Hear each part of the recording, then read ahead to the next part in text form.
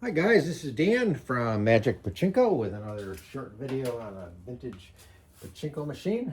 This is a 1976 Nishijin Model B, probably one of the most common machines there ever was. This had a full restoration done to it. This is the original playfield, and you can see on this side, you can see all the water damage all up in here. It's everywhere on this, and if you turn it around, it's even more obvious. This soaked right through to the board and stained the board. So more than likely, this was a machine that got taken out behind the parlor, and they opened up the door and hit it with a hose, and then a brush and soapy water, and hit it with a hose again. It just forced all sorts of water down the shaft of the nails and ruined the playfields, much to their dismay, I'm sure. But so obviously we did a playfield change, and this particular customer decided that they wanted to go with a Japanese theme rather than a pachinko theme, I guess I'll call it. So these are called block art. There's 2 or 3 different block art playfields that are available. They make the machine look very Japanese. My own personal opinion is they're kind of dark, but you've got the spinners and all of the attractions to light everything up, and I really love this green filigree on the machine, and then the 2 lights over here that are going to light when the jackpot comes on. So overall, it's a really nice machine. I really like it. So let me spin it around here and show you the back. Again, this was a full restoration done, so everything comes off, everything gets cleaned, all of the wood gets polyurethaned, and then everything gets put back together. So when you get ready to get this machine ready for play, you're going to plug your 12-volt wall transformer in that you're provided with, and then this is going to go into the pigtail right here on the back side of the machine. And when you do that, the ball out light will come on. This is the ball out light right here. Shines through. I can't quite get it all the way around without, maybe I can go the other way. There we go. Right there, shines through that nice big red lens up there. Pretty obvious that the ball out light is on. Okay. So that is controlled by a micro switch right here, and the micro switch is turned off and on by this rod, and this rod is attached to this piece here. When the machine is empty or low on balls, this will drop like that, or this sits in here like this. It will go up. This pushes down and activates the micro switch, turning the ball out light on. When enough balls are in here, the weight pushes this down. It lifts off of the micro switch and turns the light off. Now what also happens here is this is all connected and goes inside, and on the front of the machine there is a flag. You can see it right here. Let me bring this in. You can see the flag that drops down. And that drops down when there just simply aren't enough pachinko balls in the machine, and the launch won't even put a ball onto the launch ramp. And it always amazes me that so many people who have these machines try to defeat that.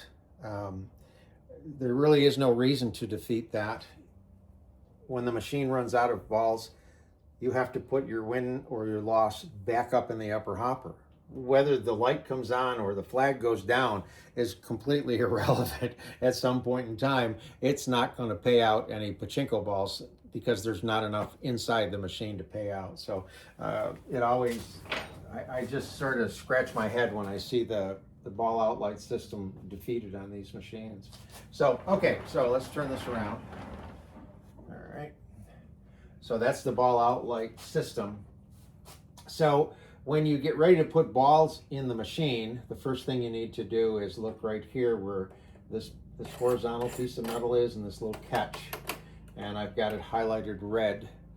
So you're gonna, there's a little arrow on this piece this way, and you want to get the two red pieces to latch together.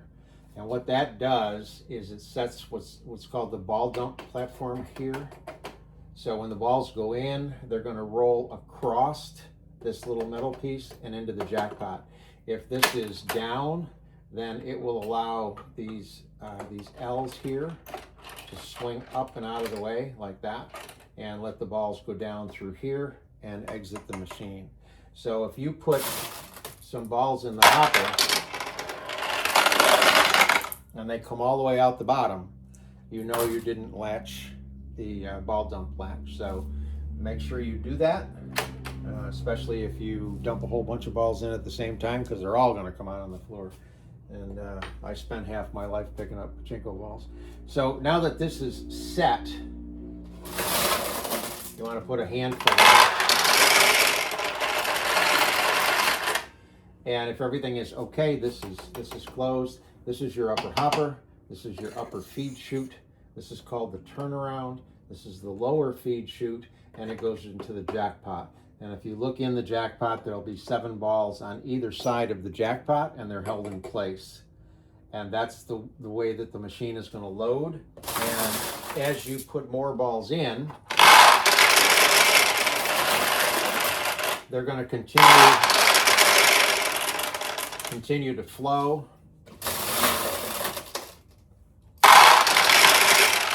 And eventually they'll start to just back up along this path. And when you get enough of them in there, the weight of the balls right here are going to push this down. It lifts this up off of the micro switch, turns the ball out light on, and it's also going to lift that flag up out of the way so that a player now can actually put a ball in the machine and launch it. So if you have 500 balls or more, you're going to want to put 475 of them right here, all at the same time. You're going to keep 25 out for up front to get started. So the only other thing you need to do now that you have the machine properly loaded is make sure that the seesaw is set in the right position. So this chamber right in this area is called the seesaw chamber. And if you look in there, there's a piece of white plastic. It's kind of a horizontal piece that sits right there. And that is called the seesaw. And to start, you want to make sure that the seesaw is tipped this way, not this way. Right side up, left side down, not the other way. If it is tipped down, right underneath the seesaw chamber is a push rod. It's just a little rod that hangs down.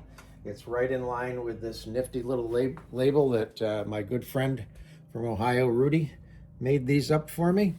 And it says, before you play, make sure you push up on the little push pin here, and it will set the seesaw up here. So we'll play a little bit, and then I'll come back and show you what might happen down the road. So right now the machine is all set. It's properly loaded. Seesaw's in the right position. You've got power to it. And pachinko machines want to tip back ever so slightly, just a little bit, not much at all, just a little bit. Now this particular machine, I know the customer has ordered a cabinet, so it will be in a cabinet, but when it gets installed in a cabinet, there is a procedure to tip the machine back. So if you have one freestanding, hope that you have some feet on the bottom of it, but you do want to have the machine leaning back just a little bit. So now that you've fulfilled your responsibilities as a parlor owner, so to speak, you're now going to become a pachinko player, and you're just going to simply load a bunch of balls in here. So if you notice down in this window now, that flag is gone, and you're able to launch pachinko balls. Now the proper way to launch a pachinko ball is to put your fingers under, curl your fingers under the finger rest, drop the launch hammer all the way down, and then just let it roll off your thumb, and that will launch the ball. Now the one thing that I didn't mention, you need something similar to this on the back side. The losing balls drop out of this chute right here, and the winning balls are going to drop out of this chute. So you need something, doesn't matter what it is. It can be a shoebox, it can be a tin can, doesn't make any difference. It just needs to be something that you can use to catch the balls. So let's see if we can get ourselves a win here.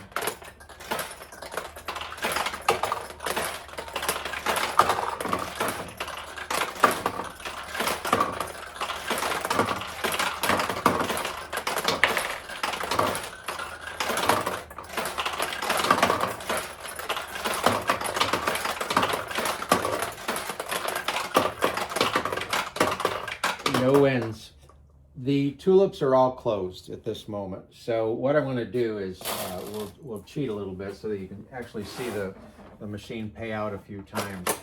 I'm just going to drop a ball down through the center. Ideally, you want to launch a ball so that the momentum is lost up here. Sorry about the glare. Because you want it to drop down through this. So watch what happens when I drop it down.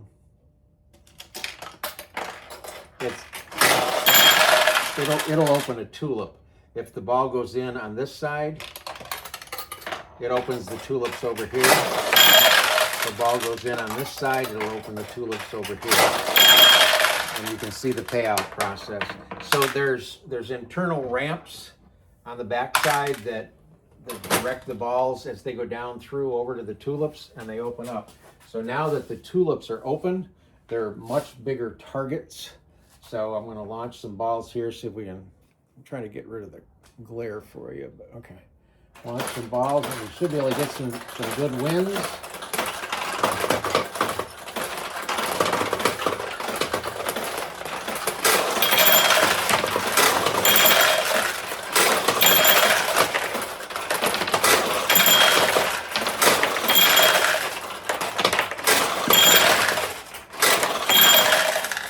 So we got some good wins out of it with the tulips open. You can get a ball into the tulip when it's closed, and then it will open.